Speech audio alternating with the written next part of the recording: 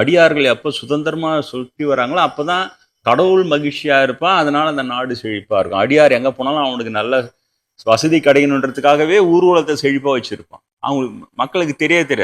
இப்போ அடியார்கள் அப்படி போகும்போதே செழிப்பாக இருந்தால் தான் ஒரு ஆதரவு கொடுக்கறது எல்லாமே.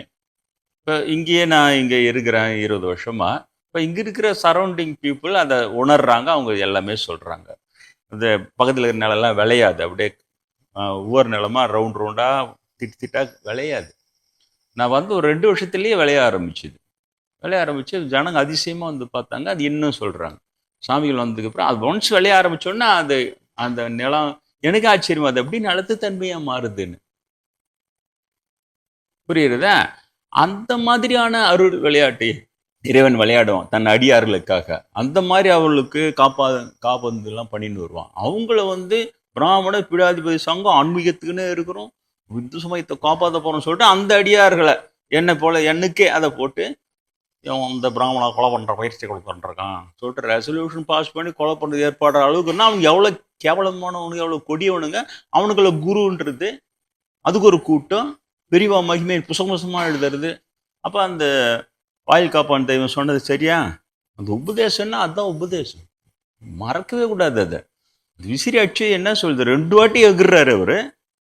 விசிறி அடிச்சு அந்த உபதேசம் நீங்கள் மறக்கக்கூடாது. அந்த காஞ்சி பெரியவருக்கு வாயில் காப்போன் தெய்வம் செய்த உபதேசம் என்ன அப்படின்னு நான் உங்களை கேட்டா நீங்கள் அழகாக கட்டுரை எழுதி கொடுக்கணும் எனக்கு, சரிதா?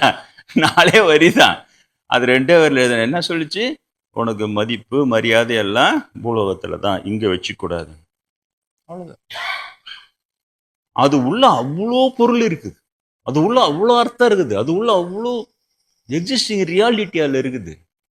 அது என்ன சொல்லுது தெரியுதா? காஞ்சி பேருக்கு மதிப்பு மரியாதையை செயற்கையாக பூலோகத்தில் ஏற்படுத்திக்க முடியும். அதனால உனக்கு மதிப்பு மரியாதைலாம் பூலோகத்தில் தான். ஏன் பிராமணன் அதை செய்வான்? எவ்வளோ பெரிய கேவலமானவனா இருந்தாலும் அவனை பெரியவான்னுவான், அவனை நடு பெரியவான், நடந்த பெரியவான்னுவான். அதனால ஏதோ சாஸ்திரம் தான் சம்பிரதாயம் அப்படியே குரு ஸ்லோகம் சொல்லுன்னுவான். அப்புறம் மும்மூர்த்திகள் மாதிரி அவங்க போட்டோ எடுத்து போய் வீட்டில் வைப்பான், கோயிலில் வைப்பான். எல்லா கேவலத்தையும் செய்வான், பார்ப்போம். செஞ்சு அதனால என்ன விளைவு? அந்த வீடு கெட்டு போனா, கோயில் கெட்டு போனா, நாடு கெட்டு போடுமே. அந்த மாதிரி கீரல் கூட கிடையாது அவங்களுக்கு, புரியுதா? அப்ப உண்மை எடுத்து சொன்னா அவங்களும் திட்டுறது, புரியுதா? ஏசுகின்ற பிராமணர் நீசத்தனம் கொண்டவர்னு எழுதுனா கவிதை. நீசத்தனம் கொண்டவனுங்க அவனுங்க இல்லையா? ஈசனாக ஏற்க மாட்டோம் என்று சிவனை ஏசினர்.